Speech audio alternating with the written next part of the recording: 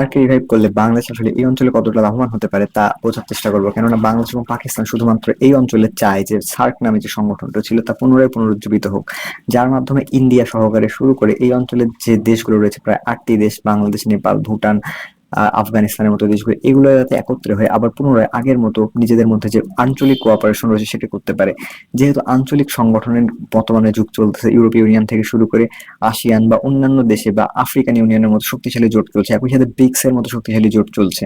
এই থেকে বোঝা যাচ্ছে যে এই মুহূর্তে জোট গঠন না করতে পারলে আধুনিক পৃথিবীতে টিকে থাকা অনেকটাই কঠিন। তাই এই মুহূর্তে বাংলাদেশ যদি সার্ককে পুনরায় পুনরুজ্জীবিত করতে পারে, তাহলে বাংলাদেশ, পাকিস্তান, ইন্ডিয়া বা অন্যান্য যে কোনো দেশের সমস্যা থেকে আমরা মোটামুটি নিজেদেরকে যেমন সেপারেট রাখতে পারবো, একই সাথে অন্যান্য দেশের সমস্যাগুলো সমাধান করতে পারবো।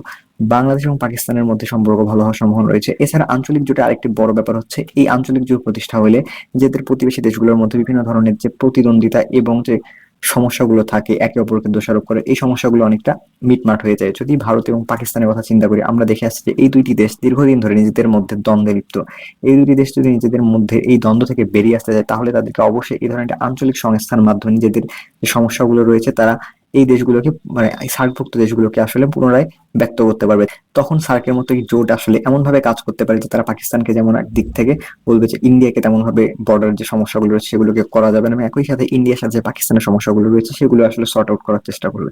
এইভাবেই মূলত বাংলাদেশ এবং পাকিস্তান বা এই ভৌগোলিক অঞ্চলে তিনটি গুরুত্বপূর্ণ দেশ বাংলাদেশ, পাকিস্তান এবং ইন্ডিয়া, এই তিনটি দেশ মোটামুটি একটি একত্র অবস্থানে চলে আসতে পারে। যেহেতু উপমহাদেশের তিনটি শক্তিশালী দেশ ছিল বাংলাদেশ, পাকিস্তান এবং ভারত, এই তিনটি দেশ যদি অতীতে যেমন একসাথে থেকে এই অঞ্চলে একটি বড় ইম্প্যাক্ট ফেলেছে, যেটা আমরা অতীতের হিস্ট্রিতে দেখতে গেলে আমরা বুঝতে পাই, একইভাবে আসলে বর্তমান সময়ে সার্কের মতো এই ধরনের একটি সংগঠনের মাধ্যমে যারা আমরা যদি নিজেদের মধ্যে যে দ্বন্দ্বগুলো রয়েছে বাংলাদেশ, পাকিস্তান এবং ইন্ডিয়ার মধ্যে, এই দ্বন্দ্বগুলো পুনরায় আসলে অনেকটাই মিটিয়ে ফেলতে পারে, তাহলে এই তিনটি দেশ মোটামুটি একত্র হয়ে বাণিজ্যিক ক্ষেত্রে এবং সামরিক ক্ষেত্রে কাজ করতে পারবে। এক্ষেত্রে বাণিজ্যিকভাবে যখন এই তিনটি অঞ্চলের উন্নয়ন ব্যাপকভাবে বৃদ্ধি পাবে, কারণ এই তিনটি অঞ্চলে খুবই গুরুত্বপূর্ণ স্ট্র্যাটেজিক লোকেশন অবস্থিত হওয়ার কারণে যে কোনো ক্ষেত্রে আসলে বাংলাদেশ, পাকিস্তান সকল দিক থেকে বা ইন্ডিয়া সকল দিক থেকে এই অঞ্চলে একটি ভৌগোলিক শক্তি হওয়ার সম্ভাবনা রয়েছে।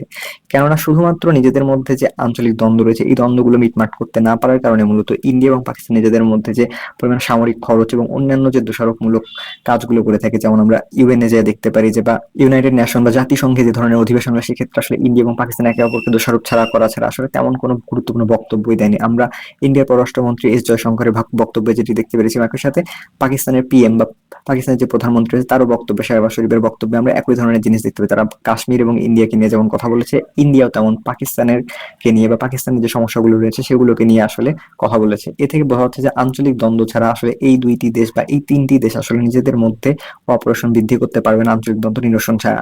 নিজেদের মধ্যে আঞ্চলিক দ্বন্দ্ব নিরসন করে ফেললে বাংলাদেশ, পাকিস্তান এবং ইন্ডিয়ার মতো দেশগুলো আসলে পরস্পরের মধ্যে যে সমস্যাগুলো রয়েছে সেগুলোর ব্যাপারে আর নতুন করে টাকা খরচ করতে হবে না, বা তাদের এই যে ঝামেলাগুলো সেগুলোকে আসলে নতুন করে কোনোভাবেই আসলে অ্যাড্রেস করতে হবে না। তারা এই ধরনের সমস্যা থেকে বেরিয়ে এসে শুধুমাত্র ইকোনমিক গ্রোথ এবং পারস্পরিক যে প্রসপেক্টিভ রয়েছে বা পারস্পরিক যে পরস্পরের মধ্যে যে সৌহার্দ্যপূর্ণ আচরণ রয়েছে তার মাধ্যমে আসলে অর্থনৈতিকভাবে এই অঞ্চলকে একটু শক্তিশালী উচ্চতা নিয়ে যেতে পারবে। কেননা এই তিনটি দেশের জনসংখ্যা যদি আমরা হিসাব করে দেখতে পাবো, ভারতের প্রায় 1.4 বিলিয়ন বা 140 কোটির মতো জনসংখ্যা, অন্যদিকে পাকিস্তানের প্রায় 25 কোটির কাছাকাছি জনসংখ্যা, আর বাংলাদেশের প্রায় 16-17 কোটির মতো জনসংখ্যা। এতগুলো জনসংখ্যার এই অঞ্চলকে যদি এই তিনটি দেশ একত্রে কাজ করে, তাহলে ইনভেস্টমেন্ট, ডেভেলপমেন্ট এবং সকল ক্ষেত্রে আসলে এই অঞ্চলকে বা এই তিনটি দেশ আসলে এই অঞ্চলকে একটু অনন্য উচ্চতা নিয়ে যেতে পারবে। অন্যদিকে আফগানিস্তান একটি ভালো অবস্থানে রয়েছে।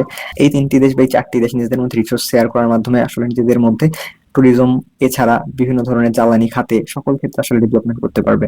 বাংলাদেশের টুরিস্টরা যেমন ইন্ডিয়াতে যায়, ইন্ডিয়ার টুরিস্টরা বাংলাদেশে আসতে পারবে এবং পাকিস্তানে যেতে পারবে, এমনকি কাশ্মীর পর্যন্ত যেতে পারবে। একই সাথে এই অঞ্চলে অন্যান্য যে গুরুত্বপূর্ণ দেশগুলো আছে, নেপাল, ভুটান, মালদ্বীপের মতো দেশগুলো বা আফগানিস্তানের মতো সুন্দর সুন্দর দেশগুলো, এই অঞ্চলের মধ্যে আসলে পাসপোর্ট ফ্রি চলাচল একটা ব্যাপক সম্ভাবনা রয়েছে। অর্থাৎ এই তিন চারটি দেশ বা সার্কের যে কয়টি দেশ রয়েছে সবগুলো দেশ যদি একত্রে কাজ করে, তাহলে এই অঞ্চলে একটি ভিসা ফ্রি ট্রাভেলের জন্য সবচেয়ে ভালো একটি অবস্থা যেতে পারবে, এবং একই সাথে এই অঞ্চলে ইকোনমিক যে সমস্যাগুলো রয়েছে সেগুলোকে অ্যাড্রেস করে নতুন ভাবে পাওয়ার শর্টেজ থেকে শুরু করে জ্বালানি সংকট সকল ধরনের সমস্যাকে সমাধান করতে পারবে বলে আশা করা যায়। এই জন্যই মূলত বাংলাদেশ এবং পাকিস্তান চাচ্ছে আসলে সার্ককে পুনরায় পুনরুজ্জীবিত করা, কিন্তু ইন্ডিয়া এই জিনিসটা যদি বুঝতে না পারে, তাহলে এক্ষেত্রে সার্ক পুনরুজ্জীবন করা আসলে বা সার্ক রিভাইভাল করা অনেকটাই কঠিন হয়ে যাবে।